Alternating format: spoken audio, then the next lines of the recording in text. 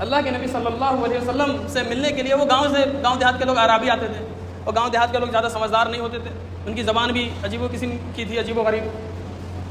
تو آپ کی مجلس میں ایک ایسے ہی گاؤں کا آدمی آیا، اور گاؤں کے لوگوں کی عادت ہوتی ہے گھر کے پچھواڑے میں پیشاب کرنے کی. وہ لوٹا لیا، عجیب حال ہے گاؤں کے لوگوں، گاؤں کا بھی عجیب حال ہے، نبی تو گاؤں کا ہی آدمی، گاؤں کا بھی عجیب حال ہے. تو لوٹا لیا، چل رہی ہے، استنجا کر کے آتے ہیں گھر کے پچھواڑے میں، استنجا کر کے اسی لوٹے میں منہ لگا کے پانی بھی پی لیا. کرتے ہیں، میں نے خود دیکھا ہے.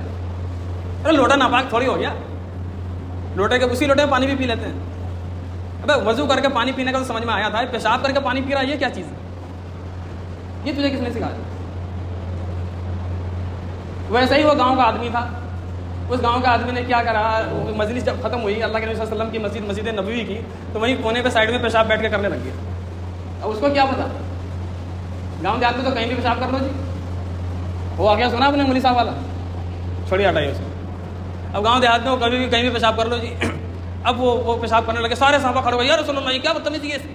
آپ نے کہا رہنے دو، پیشاب کرتے وقت ٹوکتے نہیں ہیں، پیشاب کرتے وقت ٹوکتے نہیں ہیں، ورنہ پیشاب کرنے والے کو دقت ہوتی ہے. آپ صلی اللہ علیہ وسلم نے کہا ٹوکتے نہیں ہیں. جب اس نے پیشاب کر لیا سکون سے، تو آپ نے بلایا ادھر آؤ جی. بھائی دیکھو یہ اللہ کا گھر ہے، آپ صلی اللہ علیہ وسلم سمجھا رہے ہیں، یہاں تو اللہ کی بات ہوتی ہے، یہ تو پاک جگہ ہے، یہاں تو نماز پڑھی جاتی ہے، اس کو ناپاک کرنا تو بہت بڑا گناہ ہے، آپ ایسی گندگی دوبارہ نہ کرنا. سمجھ گیا آپ صلی اللہ علیہ وسلم کوئی بات سمجھائے اور نہ سمجھے، ان کے سمجھ میں بات آ گئی. کتنا بڑا جرم کیا تھا. ابھی ہماری مسجد میں کوئی پیشاب کرتے ہیں آپ تو ذبح کر دیں گے اس کو. کوئی چپل پہن کے غلطی سے آ جائے اندر تو پتہ نہیں آپ اس کا کیا حال کریں.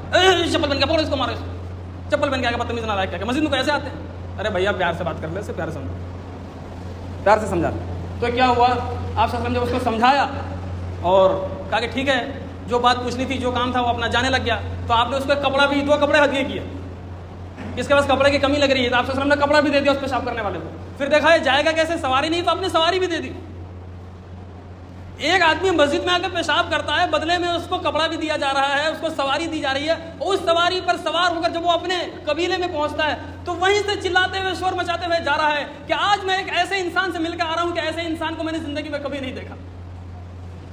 گاؤں والے نے پوچھا کس سے مل کے آ رہا بھائی؟ قبیلے والے نے پوچھا کیا دیکھا، کیا ہوا تیرے ساتھ؟ کہا جی میں نے ایسا مسجد میں جا کے کر دیا، اور انہوں نے بدلے میں مجھے کپڑے بھی دیے اور مجھے سواری بھی دی. تو سارے گاؤں والوں نے، قبیلے والوں نے کہا کہ وہ کون ہے، ہم بھی ان سے ملنا چاہیں گے، اتنے اچھے انسان کو تو ہم نے آج تک دیکھا نہیں، سنا نہیں. تو 300 لوگ اس قبیلے کے آئے آپ صلی اللہ علیہ وسلم کی خدمت میں، اور سارے کے سارے مسلمان ہو گئے.